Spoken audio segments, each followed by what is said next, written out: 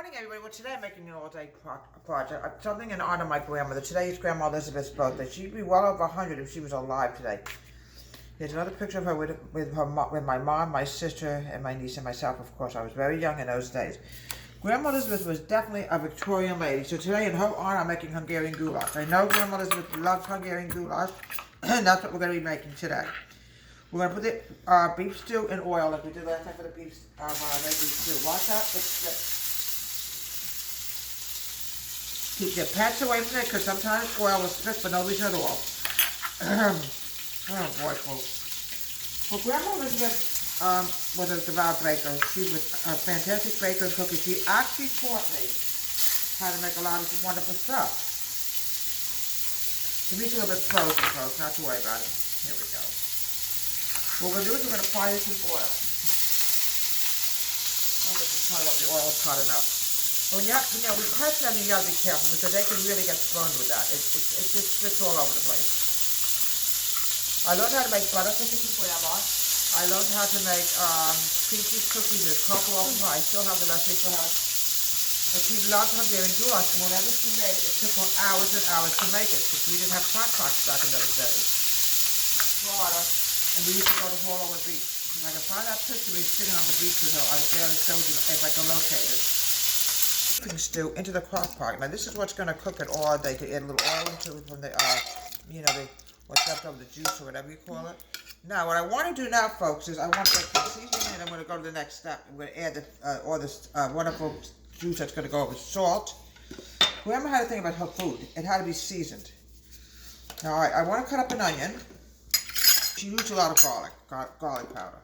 Okay. I'm going to cut up an onion.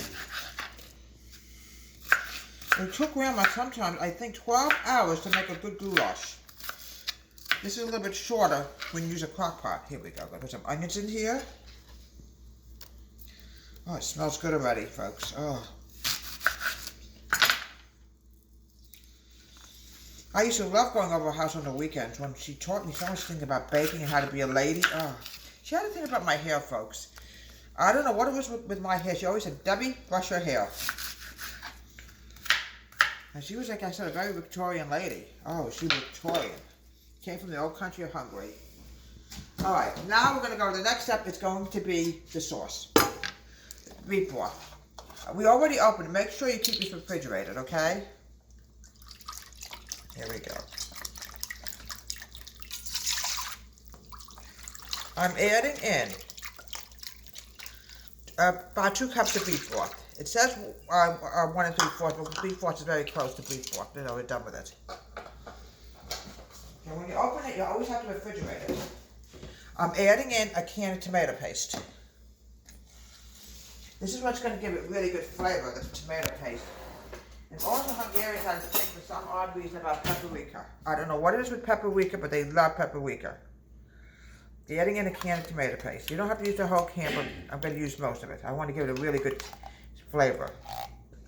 All right. More than enough. A little bit more. All right. All right. Let's throw this out. We're going to mix this together with a spoon. It doesn't look appetizing now. Not to worry, folks. It's going to be delicious once this is done. Now I'm going to add in my salt, a little bit more garlic powder, and I have to add my paprika in. Okay. I'm taking a tablespoon. We're adding in. I'm going to make sure this is clean because I'm very funny. Grandma was very funny about being clean in the kitchen. One little mess in the kitchen. She was a Debbie who left a mess in my kitchen. But she was some kind of a Victorian lady, folks, let me tell you. But I had a thing about paprika. Okay. I'm having trouble getting this thing off. You know, it's really sad, folks. They don't make things the way they used to anymore, folks. Things were so much easier to get off in the olden days. Here we go. Make sure this is paprika will be horrible. It turns out it's chili powder. Here we go. Paprika. Might add a little bit more in later. I don't know yet. We'll see.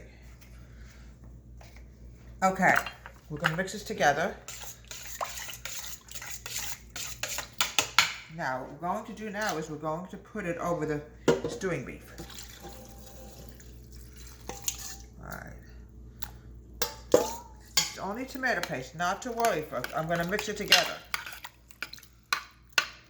Okay. It's going to be soupy right now. Now, the next thing I want to add in, Grandma had a thing about adding potatoes to her goulash. I remember her doing that. I'm going to add in some potatoes, just a couple potatoes. The only vegetable you add in is a little bit different than beef stew that we made a few days ago. Oh, folks, you should smell it, folks. Oh.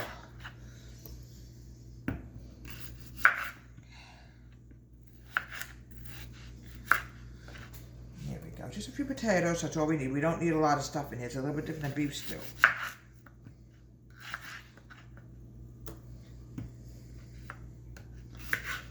Okay, a little bit more potatoes. I don't want to waste anything because Grandma was never wasting on food. Yeah, she was a homemaker, obviously, and her mom must have taught her how to bake, because I tell you, I don't know who taught, I assume her mom didn't, but what was told to me by my mom was her mother was actually a better baker than Grandma was. Who's to figure? Because I thought Grandma's baking was good. Can you imagine? I always said they should have opened up a bakery. That's how good they were.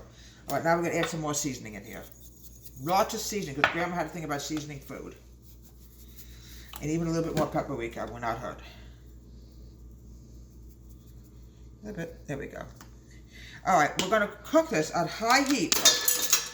I'm saying a good 8 hours. This picture of Grandma Elizabeth when she was extremely young, before she got white hair. Her hair was always white. And here's Grandma Elizabeth with me sitting on Haulover Beach in Florida. She always said someday I will meet the right man. She was so wrong. I'm kidding. All right.